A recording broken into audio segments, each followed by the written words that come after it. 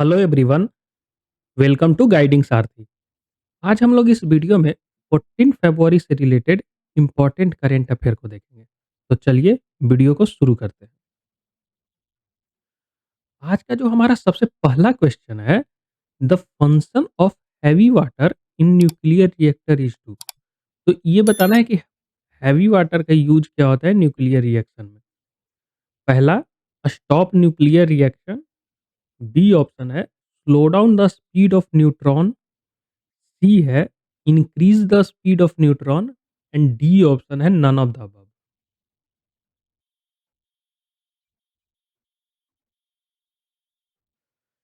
यहाँ पे B option सही है।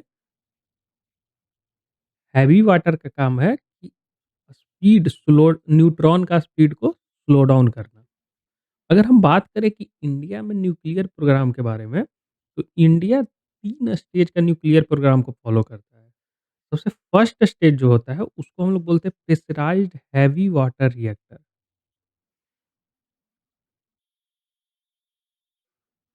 अभी ये जो काकड़ा पार में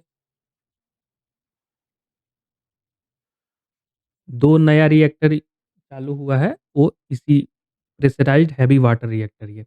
इसमें हम लोग नेचुरल यूरेनियम का यूज़ करते हैं as a fuel. Heavy water का यूज़ करते हैं as a moderator and coolant. और ये जो है से इंडिजिनसली इंडिया ने अपना खुद डेवलप कर लिया है। और इसका बाई प्रोडक्ट में प्लूटोनियम हमें मिलता है, जिसको हम सेकंड स्टेज में एज़ ए फ्यूल के रूप में यूज़ करते हैं। सेकंड स्टेज का नाम है फास्ट ब्रीडर रिएक्टर। पहला स्टेज में हम लोग नेचुरल यूरेनियम का इस्तेमाल करते हैं, U-30 238 and U-235। Uranium 238 and uranium 235 को यूज़ करते हैं हम लोग फर्स्ट स्टेज में। और उसके बाद हमको फर्स्ट स्टेज में plutonium 239 as a by product मिलता है। उसको हम लोग सेकंड स्टेज में एज़ ए फ्यूल यूज़ करते हैं। और उस उसको सेकंड स्टेज में हम लोग मिलाते हैं यूरेनियम 238 के साथ। प्लूटोनियम 239 प्लस यूरेनियम 238 को मिला करके सेकंड स्टेज का हम लोग फ्यूल क्रिएट करते हैं। और जब हमारा इस सेकंड स्टेज में जब प्लूटोनियम 239 कंप्लीटली कंज्यूम्ड हो जाता है, तो उसके बाद हम लोग इस रिएक्शन में थोरियम को इंट्रोड्यूस करते हैं, जिसके बाद हमको मिलता है यूरेनियम 233।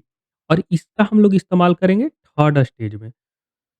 तो यूरेनियम 233 को हम लोग यहाँ पे थर्ड स्टेज में एज ए फ्यूल का इस्तेमाल करेंगे। अगर सेकंड स्टेज का हम लोग कूलेंट का बात करें, तो यहाँ पे वो जनरली कूलेंट यूज़ होता नहीं है, लेकिन कभी लिक्विड सोडियम का भी यूज़ किया जाता है एज ए कूलेंट। तो ये है सेकंड स्टेज। और उसके बाद आता है थर्ड स्टेज। तो इसको बोलते हैं थर्मल बीडर रिएक्टर। इसमें हम लोग 233 जो यूरेनियम 233 जो हमें सेकंड स्टेज में मिला है यूजिंग थोरियम, उसको एज ए फ्यूल के रूप में यूज़ करते हैं। और यहाँ पे हैवी वाटर को एज ए मॉडरेटर के रूप में इस्तेमाल किया जाता है, और जो नॉर्मल वाटर है उसे एज ए कूलेंट के रूप में या इस्तेमाल किया जाता है। अगर हम हैवी वाटर की बात करें, तो इसका फ़ॉर्मूला होता है D2O, ड्यूटेरियम ऑक्साइड। इसका फिज़िकल और केमिकल जो प्रॉपर्टीज़ है,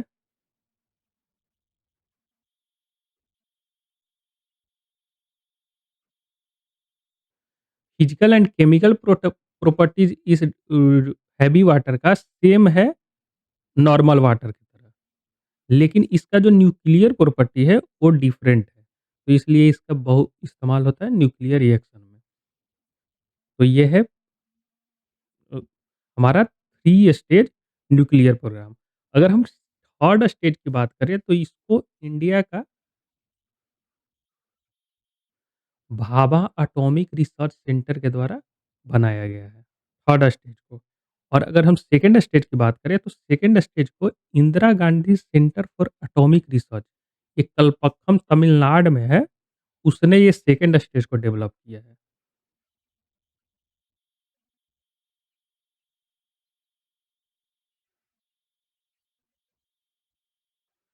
Indira Gandhi centre for atomic research, ये कलपक्कम तमिलनाडु में है, उसने सेकंड स्टेज डेवलप किया है और थर्ड स्टेज बार्क के द्वारा डेवलप किया गया है। तो ये कुछ इंपॉर्टेंट पॉइंट है हमारा न्यूक्लियर प्रोग्राम के बारे में। चलते हैं सेकंड क्वेश्चन पे। आज का जो हमारा सेकंड क्वेश्चन है वो प्रिएम्बल से है, प्रस्तावना से। The preamble of the Indian constitution is, A option है not a part of the constitution, B है a part of the constitution but neither confer any power nor impose any duty nor can it be any use in interpreting other provision of the constitution, C है a part of the constitution and can be of use in interpreting other provision of the constitution in case of ambiguity. D option है part of the constitution and it confer power and impose duty as any other provision of the constitution. तो ये चारों option में से बताना है कौन सा ऑप्शन सही है।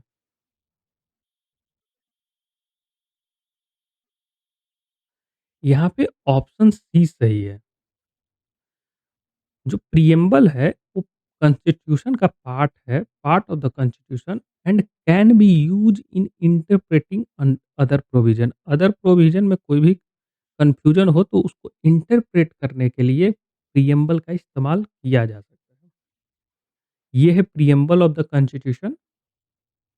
इससे रिलेटेड एक इम्पॉर्टेंट अमेंडमेंट हुआ था 1976 में, जब इस प्रिएम्बल में सोशलिस्ट, सेकुलर और इंटीग्रिटी शब्द को ऐड कर दिया गया था। ओरिजिनल में ये तीनों शब्द नहीं थे, लेकिन 42nd अमेंडमेंट एक्ट 1976 में सोशलिस्ट, सेकुलर और इंटीग्रिटी शब्द को यूज़ किया, ऐड किया गया था। और इससे रिलेटेड एक केस भी है।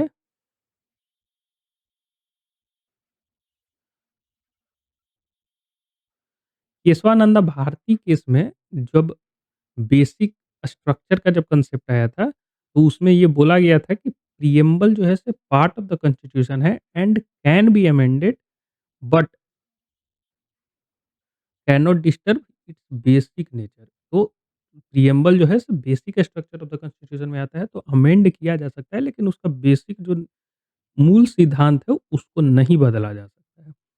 तो इसलिए केशवानंदा भारती केस 1973 में ये केस तो इसी से रिलेटेड है। चलते हैं नेक्स्ट क्वेश्चन पे।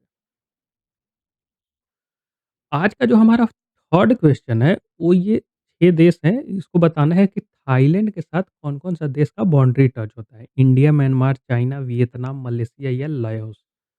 तो ये बताना है कि कौन-कौन सा देश का थाईलैंड के साथ बाउंड्री शेयर होता है। एनी 3, एनी 4, एनी 5 या ऑल ऑफ द अबव।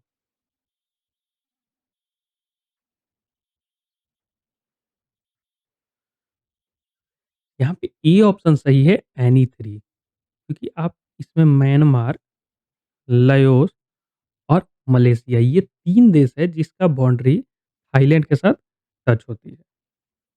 ये देखिए, ये है थाईलैंड,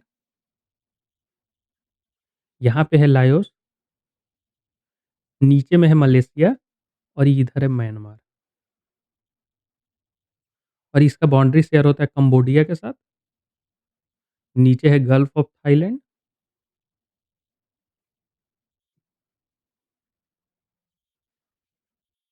और यहाँ पे देखिए ये चाइना के साथ बाउंड्री शेयर इसका नहीं होता है। तो ये कुछ इंपॉर्टेंट है थाईलैंड के बारे में। अभी थाईलैंड न्यूज़ में क्यों है? क्योंकि लॉर्ड बुद्ध का जो रेलिक्स है, वो अभी इंडिया से थाईलैंड गया है।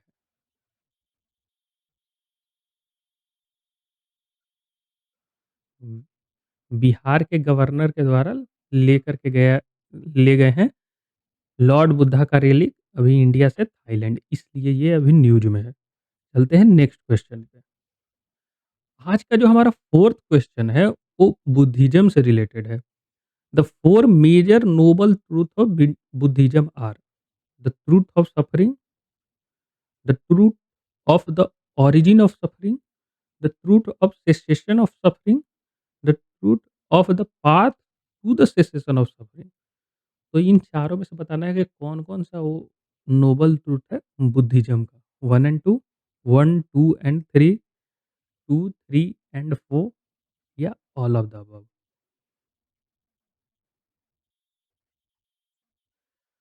यहाँ पे डी ऑप्शन सही है, all of the above. Buddhism में 4 नोबल ट्रुथ दिया गया है गौतम बुद्ध के द्वारा। वो पहला है world is full of misery, दुःख। दूसरा है there is a cause of misery. तीसरा है misery can be overcome and there is a path. तो ये 4 जो है सो नोबल ट्रुथ है बुद्धिज़्म के अनुसार गौतम बुद्ध के द्वारा दिया गया है। तो ये है 4 नोबल ट्रुथ। चलते हैं नेक्स्ट क्वेश्चन पे।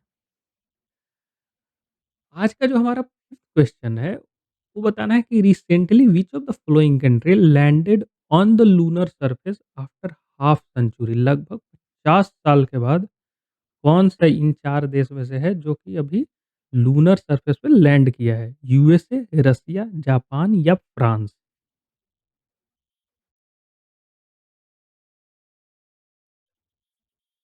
क्योंकि आपको पता होगा कि चाँद के लूनर सरफेस पे टोटल 5 देश ही अभी तक लैंड किए हैं, उसमें फ्रांस नहीं है। पहला रसिया के द्वारा लैंड किया गया था, सोवियत यूनियन, उसके बाद अमेरिका,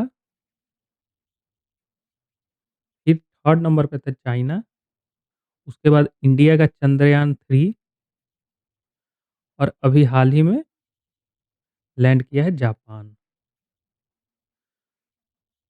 तो पहले 4 देश थे, अभी टोटल जापान के लैंडिंग के बाद 5 देश हो गए हैं जो कि लूनर सरफेस पे सक्सेसफुली टच डाउन किए हैं। अभी अपोलो अपोलो मिशन जो था अमेरिका का, अपोलो 17 जो 1972 में लॉन्च हुआ था, उसके बाद अभी पहला लगभग 50 साल के बाद ये मिशन अभी लॉन्च हुआ था और वो सक्सेसफुली लूनर सरफेस पे टच डाउन किया है। तो ये अमेरिका के द्वारा किया गया है, ये प्राइवेट प्राइवेट स्पेसक्राफ्ट है ओडेसिस। तो इसलिए ये ध्यान रखिएगा कि ये अमेरिका के द्वारा लॉन्च किया गया है, प्राइवेट कंपनी के द्वारा, जो कि साउथ पोल में टच डाउन किया। पहला देश इंडिया है और ये पहली प्राइवेट कंपनी बनी जो कि मून सरफेस पे सक्सेसफुली लैंड की है। क्योंकि अभी तक जितना भी कंपनी था वो गवर्नमेंट ओन्ड कंपनी ने ही मून के सरफेस पे लैंड किया था। ये पहला private company American private company बनी है जो कि मून के सरफेस को सक्सेसफुली टच डाउन की है। तो इसलिए भी ये इम्पोर्टेंट है। चलते हैं नेक्स्ट क्वेश्चन पे। आज का जो 6th क्वेश्चन है वो है T50। ये अभी न्यूज़ में था, तो ये बताना है किससे रिलेटेड है। ये type of A disease, transport tunnel, operation launched by Indian army या डी ऑप्शन है नन ऑफ द अबव।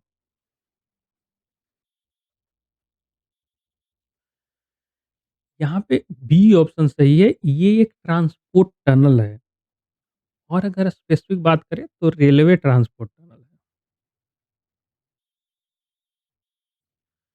और ये कहाँ पे है? तो ये जम्मू कश्मीर में उधमपुर से श्रीनगर और बारामूला के बीच में ये लिंक क्रिएट करता है, रेलवे लिंक नेटवर्क क्रिएट करता है। लग 12.77 किलोमीटर लॉन्ग है और इसको बोलते हैं T50।